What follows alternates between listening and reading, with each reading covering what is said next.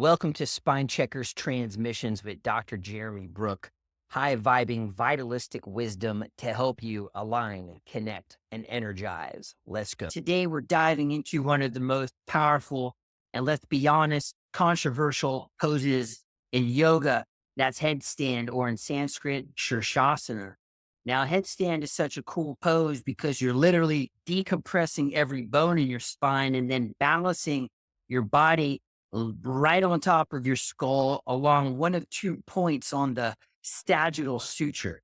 So just imagine like your body weight compressing into the junction right between the skull and a tiny 2-ounce bone called the atlas, which is an area packed with mechanoreceptors that get fired up, leading to some powerful physical and energetic sensations that many practitioners feel during the headstand. It's like a 2-for-1 compression and decompression special.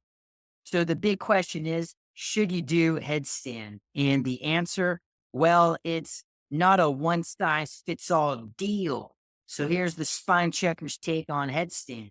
First of all, headstand has been hailed as the king of all yoga poses for good reason.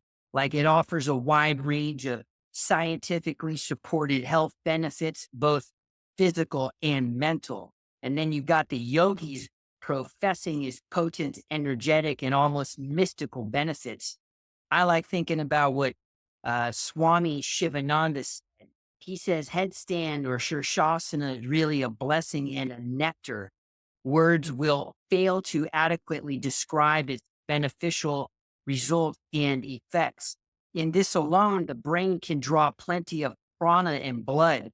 This acts against the force of gravity and draws an abundance of blood from the heart. Memory increases admirably.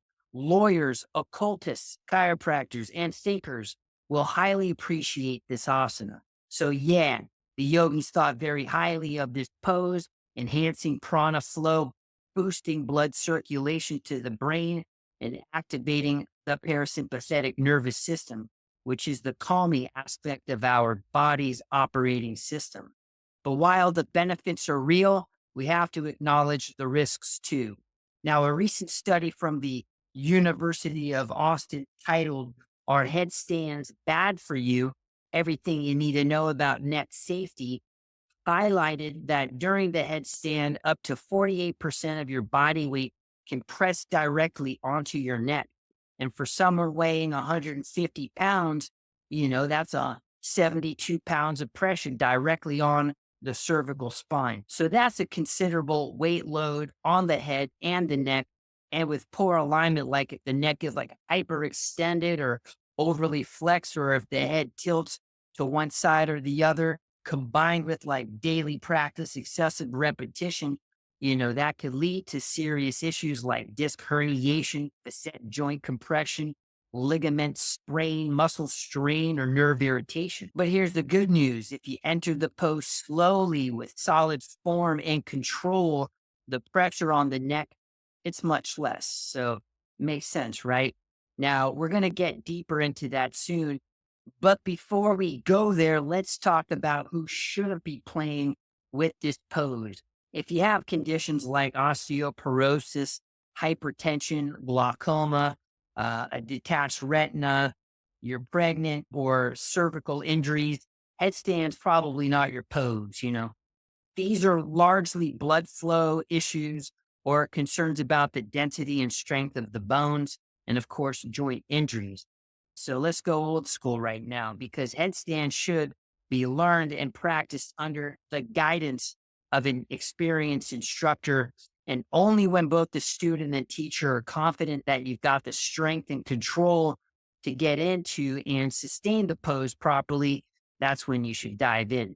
Well, that said, if you're not ready, you're going to be at my center, not for human performance enhancement, but for injury rehab. Now, here's something I've learned since opening my chiropractic practice in 2000. Back then, a lot of my patients were yogis, and what I discovered was if they had a problem with headstand, most of the time it wasn't the actual pose that was the problem, but more so how the yogi approached the pose. If they approached the pose aggressively or recklessly, and they were already dealing with some form of spinal issues caused by like past traumas or their sedentary computer-based occupation that molded their posture and anatomy into a distorted shape. Well, then boom, that was like the recipe for disaster. And then when that happens, you don't get that mystical drop of nectar released from the sacrum landing on your pituitary gland. Now, in addition to the physical and structural considerations, the yogi has to be aware of the demands placed on the vascular system, your blood vessels specifically, because when performed with proper alignment and effort, headstand is going to improve the blood circulation by allowing oxygen rich blood to flow more easily to the brain and upper body. But here's where the body's design really comes into play. That's at the veins in the lower legs level, because they contain one-way valves that act like doorways, keeping the blood moving in the right direction without backflow. These veins, along with the muscular pump, send the blood up and back to the heart. It's a brilliant, like muscle powered pump working against gravity to maintain blood flow. And when this system isn't working properly or those valves become weak, you got to check out the ankles. And you guessed it, they're going to be super fat and swollen. Now, contrast that with the head and the neck. The veins in the neck, such as the jugular veins, lack the one-way valves seen in the legs. So the universal intelligence that exists in all matter determined due to our bipedal upright posture, the valves became irrelevant since gravity naturally assists blood flowing back from the brain to the heart. However, when you flip upside down in a headstand, blood pools in the brain because those veins aren't designed to prevent backflow in that position. No pump back to the heart, so the blood just sits there. Now, this isn't a big deal if you stay in the pose for about like 2 to 5 minutes, but staying inverted longer can and will increase pressure in the vessels and tissues of the brain and the eyes. So prolonged inversions should be approached with, I don't want to say caution, I want to say consciously and intelligently and with proper alignment. So here's my take on headstand and some important structural consideration based on my own experience. First, spinal health is everything. Look, it's a bummer if you blow out your knee or your ankle. I mean, it's like a big bummer. But if you blow out and damage your spine, you're in trouble, big trouble. Now, to make a bold statement, if you have a reverse curve or significant degeneration of the joints or the discs in the spine, headstands, not ideal. Like, we're part of the Homo sapiens species. We've got the four curve model. So when we're talking about like a neck curve, we got to think, is it a normal, like lordotic curve? Is it straight, or is it like reversing in the wrong direction? Is there degeneration of the joints or the discs?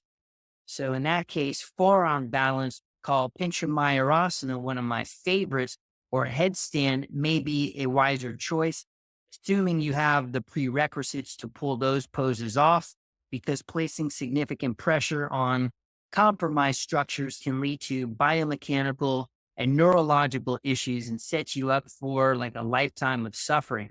And trust me, it's frustrating to think you're like optimizing energy and your pranification when you're actually doing the opposite. So if you're unsure about your neck, or you keep getting hurt while doing weighted inversions, I recommend getting an x-ray, like a weight bearing one where you're standing, not laying horizontal, and get some functional x-rays while you're at it, because that's going to give us a look at the inner landscape, how the bones in the joints are moving, the state of the discs, and the shape of the curves of your spine.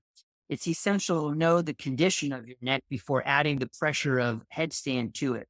On that note, I came across a couple years ago an interesting story featured on NPR. It was called Lost Posture, Why Some Indigenous Cultures May Not Have Back Pain. And it was from an acupuncturist, Esther Gockhale, that focused on how indigenous cultures stand, sit, and move. And while I appreciated the insight, I couldn't help but chuckle at the conclusion. And that being said, I want to preface I checked out her teachings and her offerings, and she does have some great stuff. But back to this story, she found that people in these indigenous cultures naturally carry themselves with what she describes as a regal posture that she attributes to their habitual movements, like walking with loads on their head or sitting in a squatted position for long periods at a time. She also suggests that like adopting similar posture habits could help reduce and even eliminate back pain. Most of that I vibe with, especially how our current modern approach to how we sit, stand, and move need a, like a massive dramatic overhaul. She observed that many people in indigenous cultures maintain a J-shaped spine rather than the S-shaped spine commonly seen in the West. Now, in this J shape, the spine is straight through the neck, flat in the upper back, and curves out only near like the base. So we're dealing with the straight spine and then curves out by the bum, which causes your buttocks to stick out slightly, and which he postulated would help prevent back pain so prevalent in our Western societies. But it's an interesting theory. But here's the deal, like she based it largely on observations of ancient sculptures, artwork, and posture, not actual X-ray analysis. She actually even mentioned wanting to take X-rays of indigenous populations to compare them to those of people in the Western world. And as somebody who takes X-rays regularly, I get where she's coming from. A straight spine might seem ideal. I mean, it's ideal when you're looking at somebody from the front or from the back, but from the side view, it's a different story. From the research and literature I've come across, some of those books on the shelf, humans aren't designed to have straight spines from the side. We have four natural curves, not just one curve at the bottom.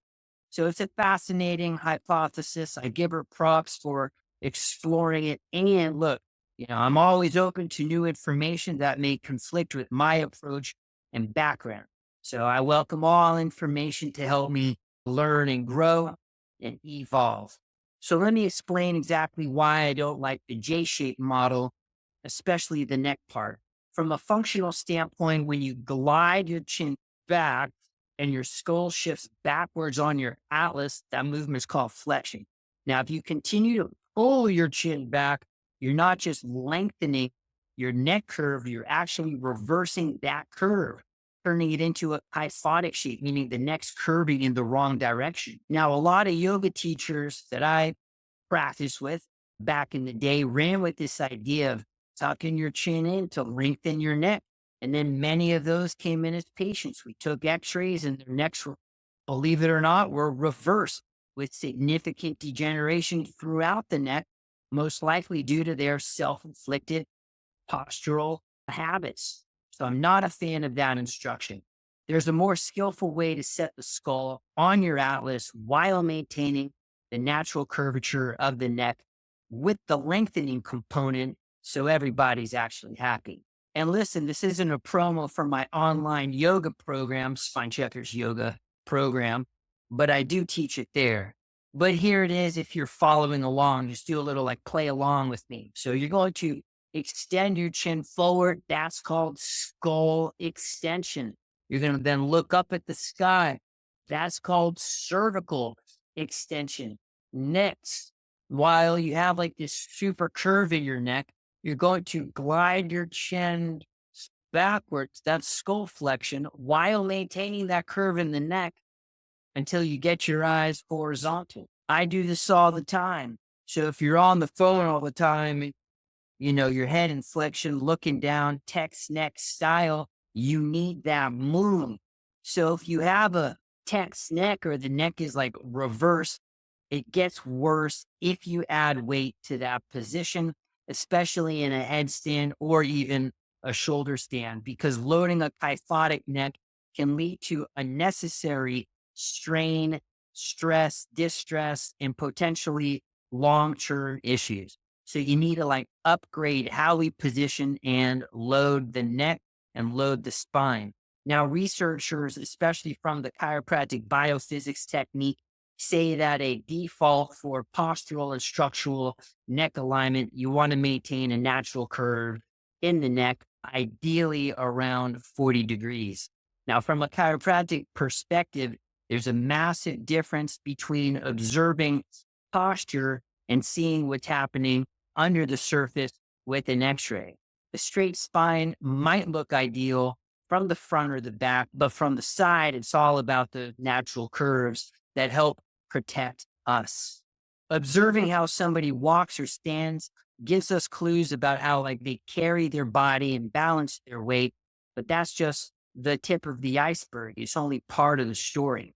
Now, look, I trust my hands. I feel things first with my hands, also with my heart. But with my hands, I can definitely tell when I'm palpating and listening if something is off, like if something's not normal. But the x-rays are going to let me see the alignment of every vertebrae, the natural curves, the disc spacing, and any degeneration that's happening at a deeper level.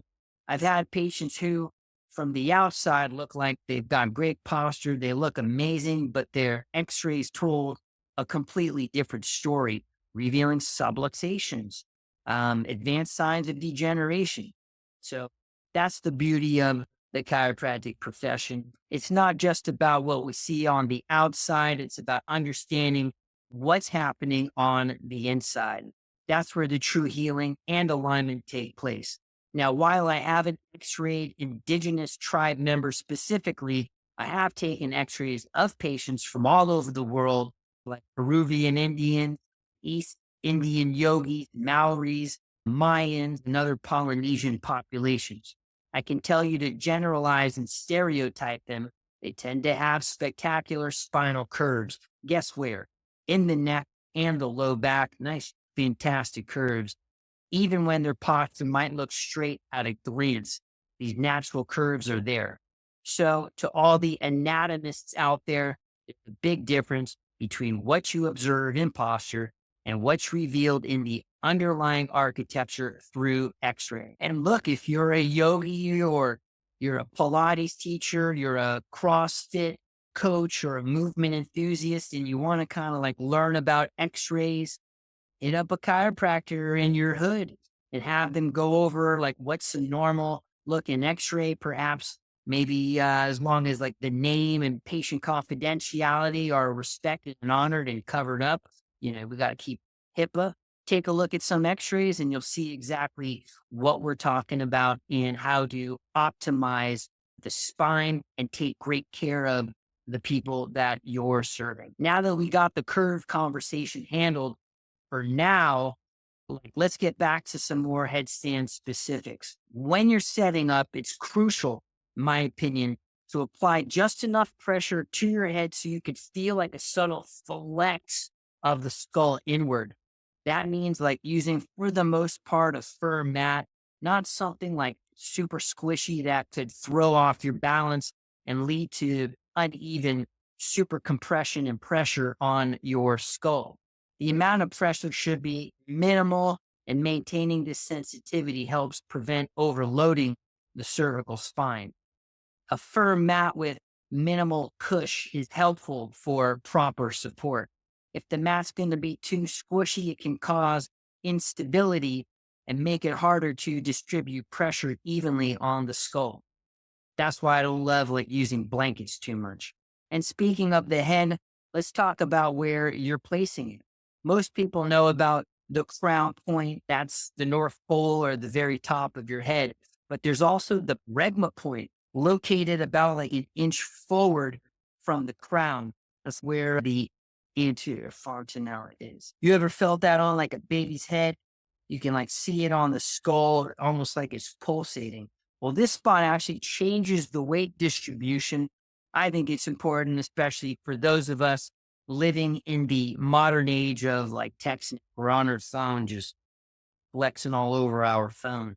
So I like to play with both points, the crown and the bregma, but I'm going to tell you straight up, I prefer the bregma because like that's little subtle placement forward. I think it's important, especially for most humans living under our modern civilization.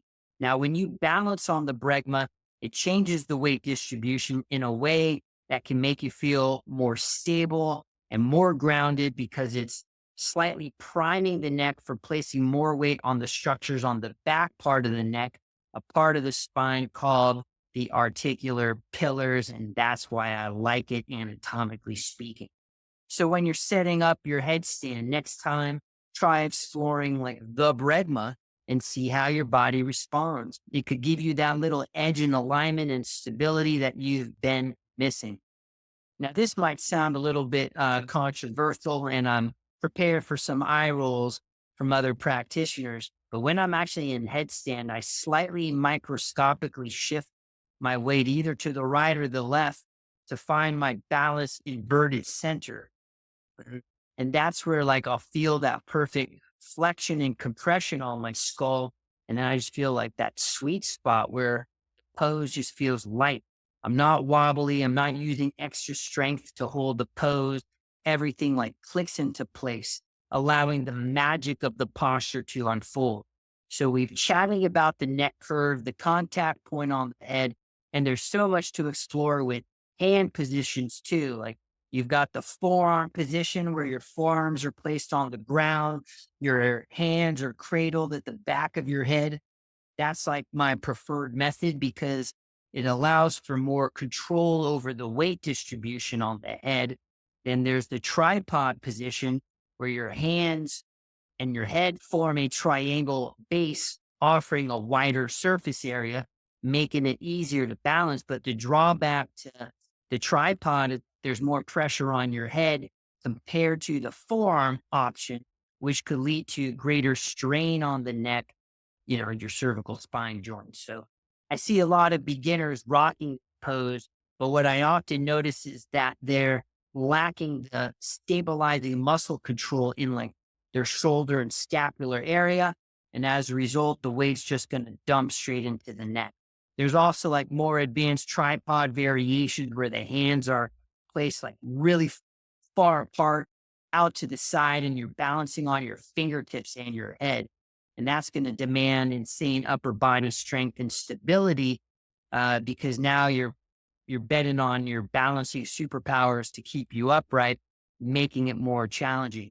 It's not something I would recommend unless like your foundation and headstand is solid. It's a black belt skill level pose, even though there are no belts in yoga. Then there's like a bound headstand, another advanced variation where your forearms are actually like in front of your head, offering a different type of support. However, there's still more pressure on the head in this variation compared to the forearm option, like that's out to the side. So again, we're just talking about another black belt category option for you. And lastly, you have the hands in prayer position at the heart while you're in headstand that was made famous by Dharma Mitra. Again, like you got to be in the elite level to play with that. Look, there's always going to be an opportunity for strain, stress, and distress in any pose. Your architectural design, including any wear and tear, along with your skill level, will determine the overall efficacy and safety of the pose. It's all about knowing your body and progressing intelligently. So finally, my take on headstand, like I love it for me. I do the version that leaves me walking away from the yoga mat feeling great. Now, how about you? If your structure's intact, your neck is healthy, and you have the prerequisites on a skill level, and you didn't check off any of the boxes for potential complications and contraindications, go for it. The bottom line, always make sure your neck is ready to bear the load. On that note, headstand should probably come with a chiropractic adjustment before you slide into the pose. I'm married to a chiropractor and I love to get adjusted before a class or even like when I'm doing my home practice. That way I've reduced the nerve pressure. The joints are moving freely. There's segmental, regional, and global spinal freedom.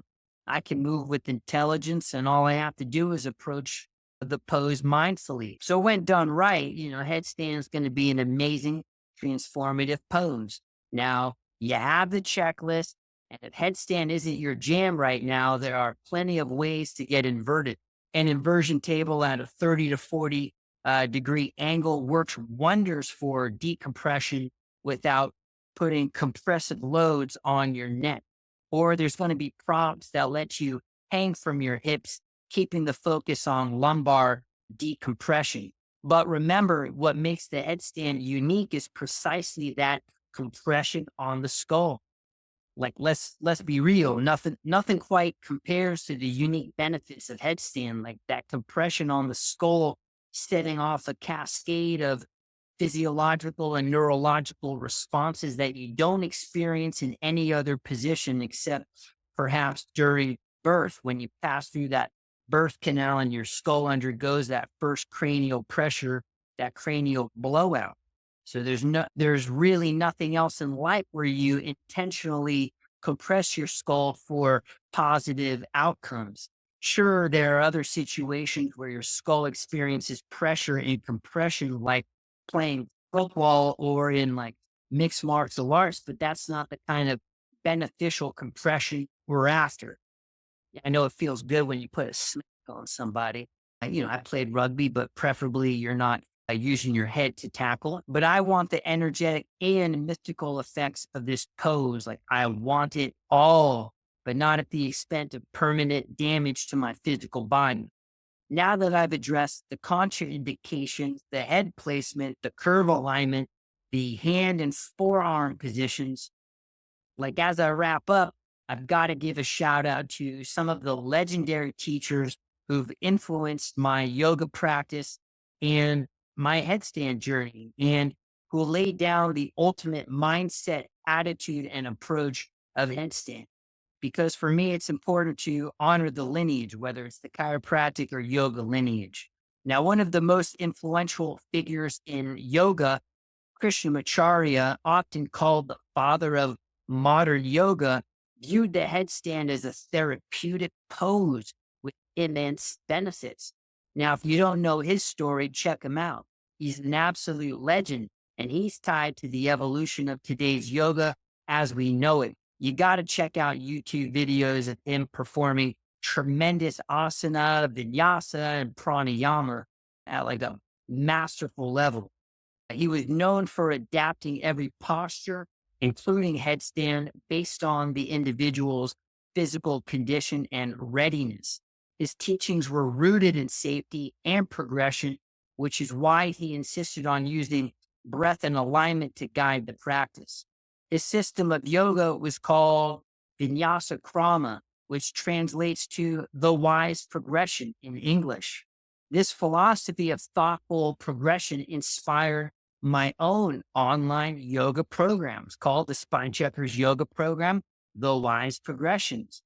And then you have another one of my beloved teachers, Erich Schiffmann, whose teachings also massively influenced the way I structure and program my personal and professional practice. He was known for encouraging his students to listen to their body's inner wisdom, never forcing themselves into postures that didn't feel right, reminding us that yoga is not about achieving a perfect pose, but about tuning into what the body needs.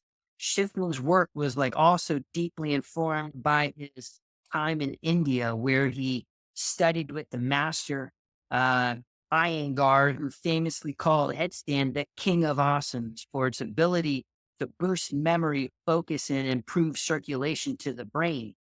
Iyengar pioneered the use of props like blankets, chairs, blocks, and straps to protect the neck. I think once he hit 80 years old, he spent more time in inversions while supported by ropes around his pelvis without compression on his neck. There's no shame in the game for using props and supports. Another teacher who had a profound impact on me with regards to headstand was Chuck Miller. Headstand with Chuck was a tool for observation, a way to cultivate inner stillness and strength while keeping your spine protected and aligned. Although he taught Ashtanga yoga, arguably like the most dynamic and powerful form of yoga, his philosophy emphasized moving through postures with awareness of the breath, the roots, and the core. He taught how to balance strength with softness, bringing a sense of ease even into the most advanced postures. And it's worth mentioning that Chuck was a dedicated student of Pattabhi Jois, founder of Ashtanga Yoga, who himself was a disciple of Krishnamacharya. So when you were practicing with Chuck and Schiffmann, whose teacher Iyengar was a student of Krishnamacharya, like you're receiving that like a direct lineage of wisdom passed down through some of the greatest masters in modern yoga. Another major influence on my journey, especially when it comes to headstand and teaching, was Saul David Raye. Saul has like the heart centered healing approach to yoga, focusing on the energetic and spiritual layers of practice. He didn't just see headstand as a physical posture, he saw it as like a tool for spiritual awakening and energy alignment. He's all about moving the prana, finding balance in the subtle body as well as the physical body, which fits into the energetic effects that headstand can unlock when done mindfully. He's a total mystic. Now, here's a really cool backstory of how I started teaching yoga anatomy. It's kind of wild. It's like 2005. I get a message on my answering machine from Saul, somebody I've never practiced with before. He says, like, while I was in meditation, I had a vision of you teaching uh, spinal anatomy for my yoga teacher training. Now, at the time, Chuck and Erich were my main teachers. So I was like, let me see what he has in mind. I actually called up my buddy Frank, who owned a hemp clothing company called Natural High Lifestyle. And I asked him, hey, is Saul somebody I should align with? And he was like, absolutely. We met at my center. We vibed like brothers. And just like that, for the next decade or so, I was teaching with Saul. So this whole experience kicked off my passion project of teaching anatomy for yogis, where I actually even created a 5-hour version called Anatomy of the Spine. It was filmed right here at the Life Center a couple years ago. So if you're a total anatomy nerd, check it out at spinecheckeruniversity.com. Well, that should do it. That was like a massive episode of Spine Checkers Transmissions. I hope this dive into headstand gives you some new insights. Whether you're approaching it from a structural, energetic, or spiritual perspective, because let's face it, nothing beats the magic of headstand when you're ready. I'll leave you with this. Every time you step on your mat, you've got an opportunity to explore your body and your potential. Just be smart, stay curious, and stay aligned. I'll see you in headstand on the mat. Peace.